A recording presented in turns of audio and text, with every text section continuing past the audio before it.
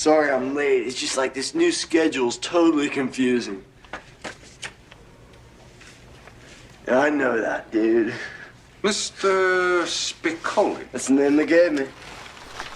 Duh. Is that us? Are we that guy now? We might not be that bad, but we're certainly not the head of the class anymore. Look around you. Not the sharpest knives in the drawer. Some of us aren't. If you Google which countries are the smartest on Earth, you're going to get various levels of we're not the best and brightest, but overall, most indices indicate the good old USA is in the lower upper tier when it comes to our education levels. We're not in the top 10 for average IQ though, apparently. But there's some rankings where we win the brain battle. 7 in 10 of our high school graduates go on to college. That's good.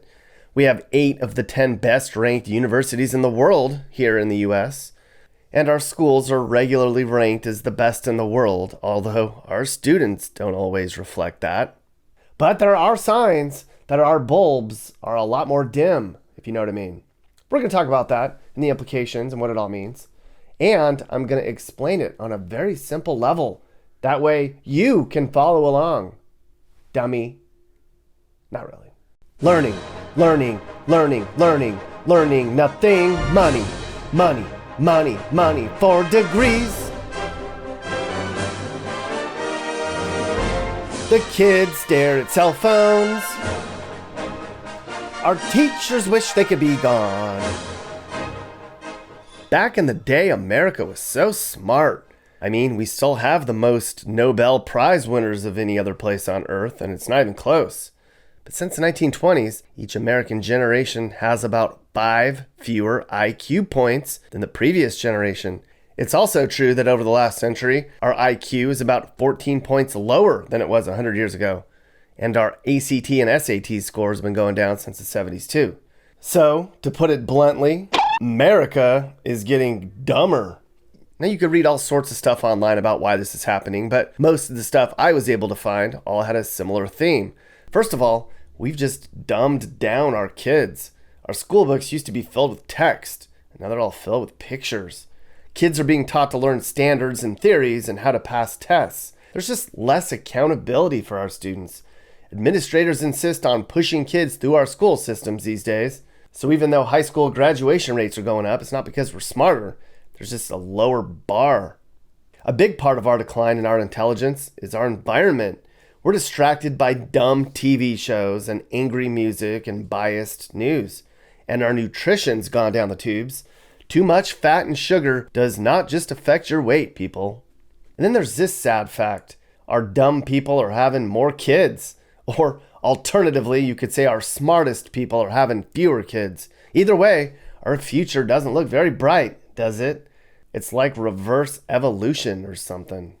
I mean, technology is supposed to make things easier to do, but it's letting our kids cut corners. Our kids stare at their phones all day instead of reading books. The adults aren't much better. We all live in a soft environment today. Our adults aren't capable of intellectual debate or open-mindedness. It's all about staying in our dull little uninformed bubbles. We're prone to fantasies and delusions instead of fact. A lot of us don't want to confront the reality of the world. And a lot of us seem to be proud of our ignorance, and we refuse to change our opinions. Ignorance has become a virtue in this country, people. You are fake news. So anyway, back to the kids. We're a little bit above average when it comes to science and reading for all other first world countries, but when are we a little bit above average for anything? And look at our math scores.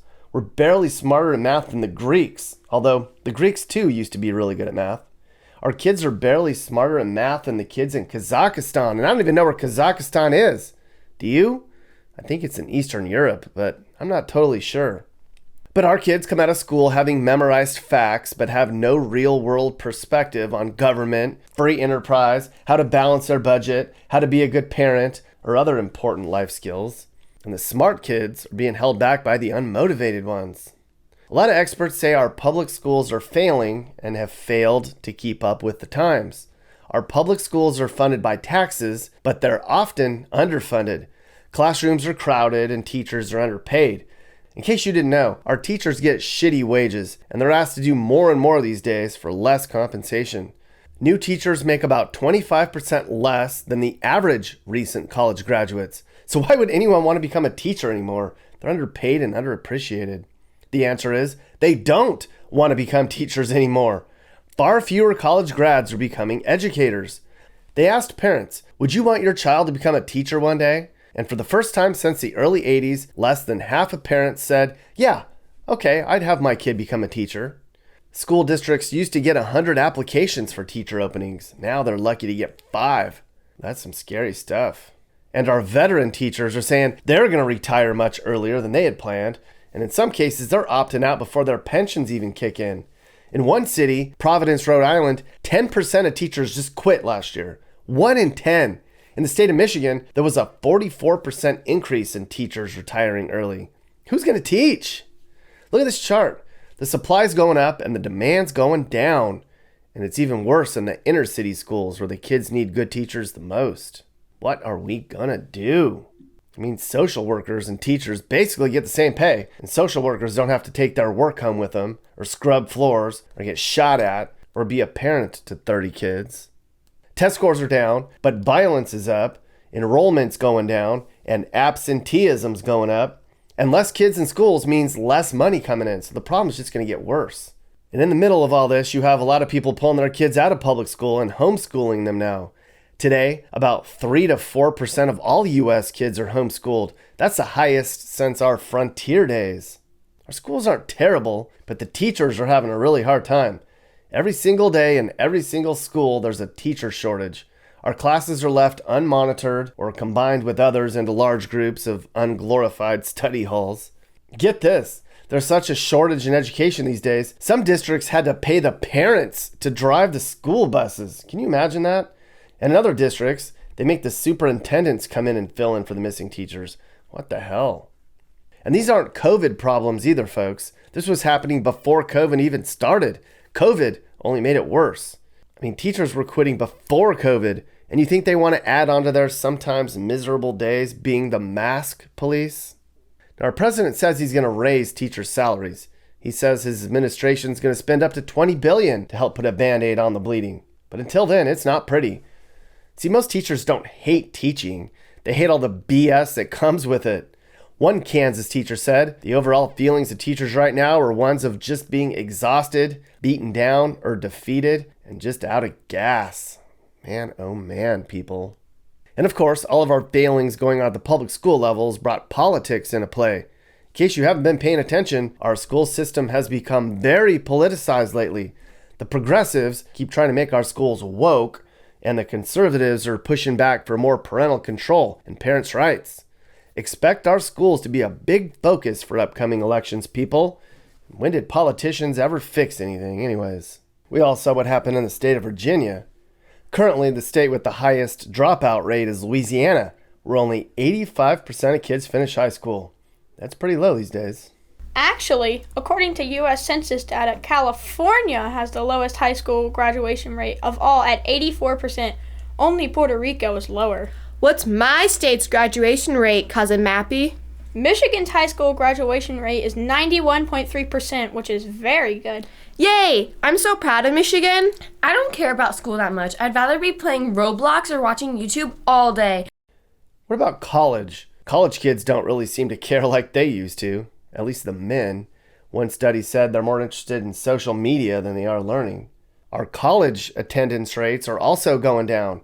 Many kids are choosing to go to trade schools or get a job right after high school. That's not a bad thing. I've always said trade schools are good. You don't have to go to college, but it's interesting to see that college attendance rates are going down.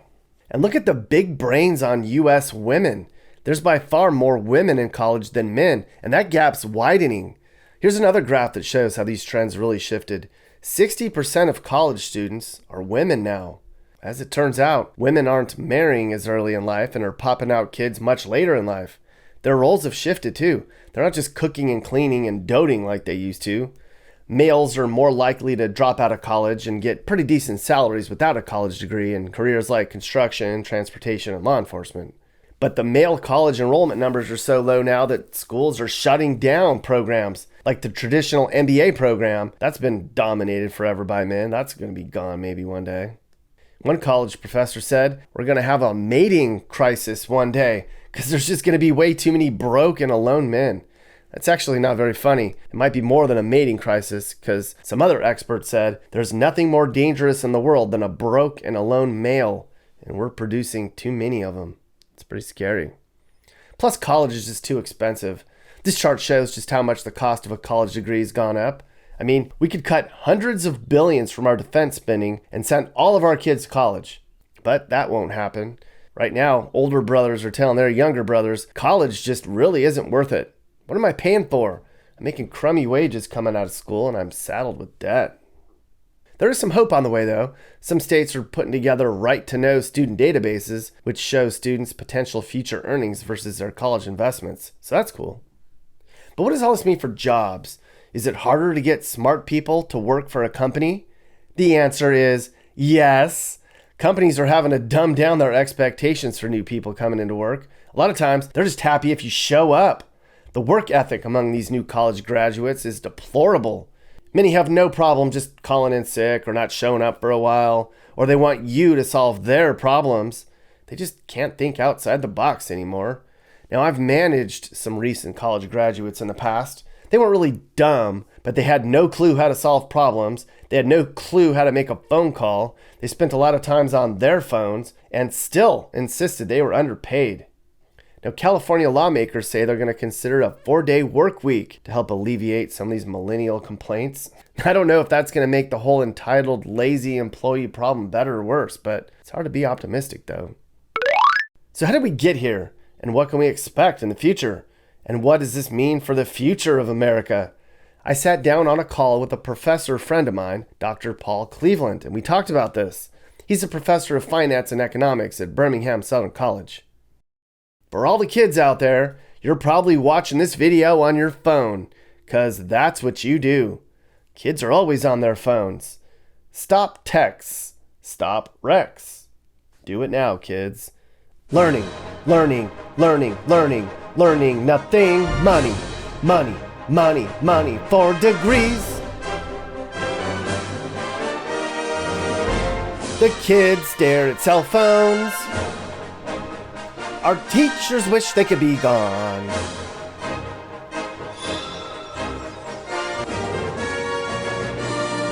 Why are we all getting dumber? Why can't we just sort of figure it out? Why are our life lessons failing? What are the things we're even trying to know? Okay, everybody, we have a special guest to talk about this a little bit more. I have my good friend, Dr. Paul Cleveland, on the phone. He's a professor of economics and finance at Birmingham Southern College. How's it going, Dr. Cleveland? Well, I'm doing well, Nick. Good to talk to you again. You too. You know, I have been reading a lot about the state of education in America. There's studies that have come out that say Americans are getting dumber. You know, as a person that's not, you know, an expert in education, I can read all of the whys and hows and ifs and try to make sense of it all. It does seem that if you measure test scores and enthusiasm and enrollment rates, that those numbers are down. But I wanted to kind of ask you how you feel about that. The whole notion that, you know, are Americans getting dumber? Well, I think our education system is aimed at that, actually. Most people don't even know the history of where public schools actually came from. Back in 1809, liberals took over Harvard, and one of the things that they were interested in is they sent a couple of their young scholars over to Prussia, well, Germany now, to look at their government school system and to bring back ideas. And so they did. And over the course of the next few years, they were kind of, between their writings, hatching a plan for getting government involved in having schools. And there was called the Common School Movement. And their thoughts at that time is the problems of the ills in America are the lack of proper education. So it's more about they wanted to indoctrinate students into a particular way of thinking about things. That system was meant, I mean, it was useful for governments, right? To whoever controlled the political strings could set the curriculum and do with it what they wanted to try to indoctrinate students in the way they wanted them to be indoctrinated. So over time, the progressive movement in America has grabbed hold of that and has been using the educational system towards their political ends. And so as they've gotten more and more control over the curriculum, it's moved in this particular way. And so there's a standard narrative. A lot of the foundational principles of teaching students have been eliminated. For example, 100 years ago, every student would have learned systematic logic. Not so today. There would have been certain subjects that would have been right at the core of education, and a lot of that's just been removed altogether. And so, yeah, students are increasingly ill prepared for really serious intellectual and educational pursuits as a rule. So, I mean, am I hearing you correctly that the liberals ruin the schools and they're the reason that Americans are dumber? Yeah, well, they've done it for a reason. I mean, they're utopian in their thinking, and so what they believe is they think that we'll be better off if we're part of a big collective. Now, the problem there, though, is this. That their problem that they see is that people are self-interested, and if you can think critically for yourself, you won't go along with their plan. Now, that's not to say that all teachers buy onto this. Of course, there are many good teachers who never have bought into that. But when they control the curriculum, they kind of control what the teacher can teach and what the teacher cannot teach. So that becomes a real problem. And many good teachers end up getting very frustrated with the system because it's becoming more and more top heavy. The administration is controlling it. Now, it used to be, though, mainly education was controlled at the state level. And so it was very tolerable because, and even it was controlled at the local level, and parents were invited in the Parent Teachers Association meetings and so forth. So the school systems, say, 75 years ago were pretty decent overall. I mean, there were certainly exceptions, but pretty decent overall. But what has happened is the federal government has gotten more and more involved. The latest being George W. Bush. I refer to it as no education lobbyist or bureaucrat left behind instead of no child left behind, because that's what it is. It's all about now we're teaching to a test. And so what's on the test? Well, we're going to control that. And so it's really tying the hands of good teachers in our school system. But like Bush was a conservative, clearly Republican. That his No Child Left Behind, clearly you're not a fan of. No, it wasn't. That was not conservative at all. Oh, okay. No. Is fixing our schools and making Americans smarter again as simple as letting the conservatives get a hold of the public schools again? I wish it were that easy. I'm not sure it's that easy. I'm not sure government needs to be that much involved in the school system, but when they are, you're inviting a political group, you're inviting fighting, political wrangling as to who's going to control it. And so it's going to drive the agenda of the educational system. If governments weren't involved, then you'd have a lot of different opportunities. There would be different kinds of schools for different kinds of students. instead of this kind of one size fits all. And so some students are really not cut out for the way the school system is set up.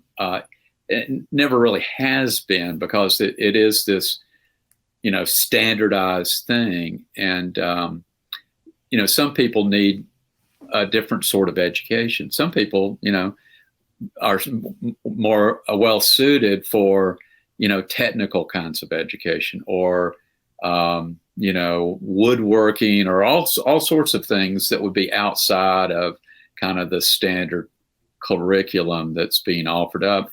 Now, some students would do great in a solid curriculum, and certainly, that would appeal to them. But right now, it doesn't help that you're gutting such things out of curriculum as reducing the mathematics requirements, reducing science requirements, reducing getting rid of logic out of your school system. If you could do one thing to change our education system, if you could change one thing, is there a consensus as to what one thing can make the biggest impact on trying to turn things around with the U.S. education, the state of the way things are going right now? Well, I think, what I've been involved in, and in my own little business venture, I've become an educational entrepreneur, because I do care about these things. And so in my business boundary stone, what we're trying to do is put together books, educational materials with online courses for homeschoolers. Homeschoolers are actually excelling in education in ways that students from the public school systems are not.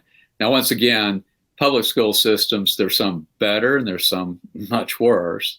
So they really run the gambit. But some of the worst ones, they spend a ton of money, and the results are pitiful. And so the thing is, what's happening in homeschooling is we're getting the price way down with the kinds of technology we're using today. And with the price way down, you can, homeschool at a fraction of the cost of it would take to send your student to a school. And so that's one thing I think that has, hope for the future. The other thing, charter schools, a number of charter school things would have proven effective in terms of offering students who wouldn't have access to decent education otherwise a much better education. So, like, compared to other countries, is everybody else getting dumber, or are we falling way behind? I mean, you can look at test scores and see that in Asia, the kids are really smart in math and whatever they're doing, science. But like overall across the board, are we still a little bit above average when it comes to the rest of the world? And are they also going down with the quality of their education? Are their kids getting dumber? Yeah. It's an interesting question, Nick. I think the Asians, I think culturally in their families, they're very very hardworking, and there's this expectation of success in academics, and when they come to the U.S., they bring that expectation with them. Same thing is true for Indians. When they come to America, they thrive. Sometimes they're usually the most entrepreneurial people in our country, creating businesses out of thin air. And the Asians tend to do that too. They tend to be entrepreneurial in their efforts, and so they succeed for that reason. So some of it, I think, is maybe but there's a degree of complacency in our culture where we're losing a work ethic just because we have a bunch of stuff, and we're more into entertainment than into hard work. And that could be part of the issue. And of course, the only way you can change, only way that changes if people are passionate about doing something. And that usually means having an entrepreneurial bent to you. But when that bent seems to be driven out of a lot of people when they become dependent on government. And so there's a lot of dependency that's being created in the kind of system that our government is orchestrating. Exactly the solution for that, I'm not sure I have that. Yeah, good luck taking away what you've been giving people for a long time. Exactly. That does not go over very well. No. Yeah, you get the kids at the end. So you've been teaching 37 years at the college level. Yeah. Can you make like a comparison between how the college kids were 37 years ago and the college kids that are coming through your door now in 2022? Yeah. Are they different? Are they not as passionate? Are they smarter? Are they dumber? Generally? Well, so I've done most of my work at Birmingham Southern. And now at Birmingham Southern, this is Birmingham Southern's sort of thought of as one of the premier liberal arts institutions in the state of Alabama. So we're this private liberal arts college, and historically we've attracted very good students, and they've gone on to do very good things. With that, I would say that our average student is probably not as good as our average student back in the 1990s, but I'm not sure it's necessarily preparation differences, though some.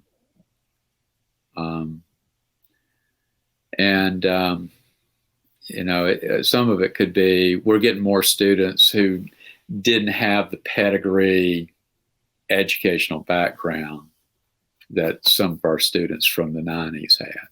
Mm-hmm. So that's been the change, I think, primarily for me.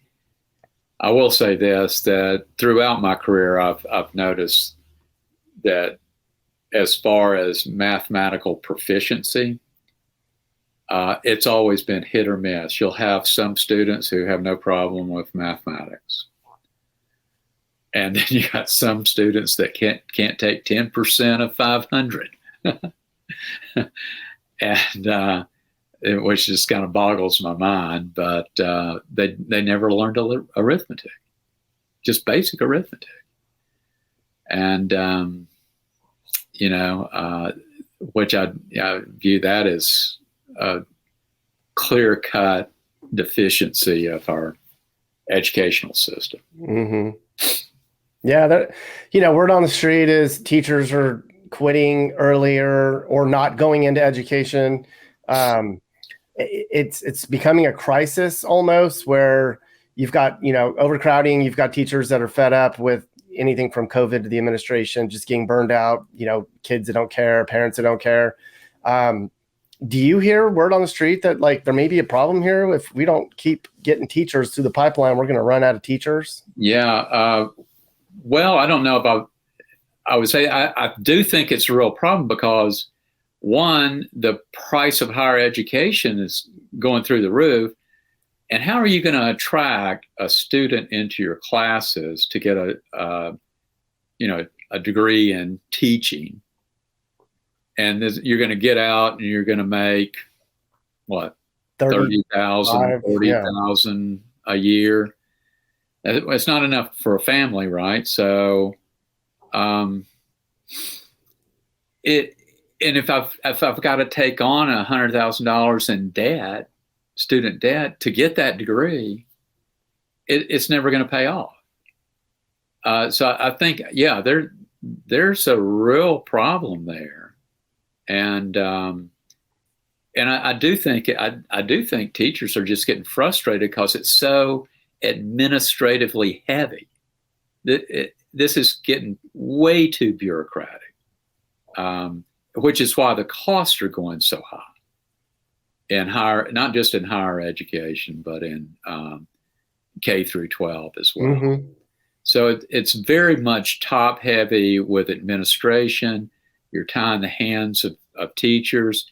Good teachers feel the weight of it, and they just get tired of it.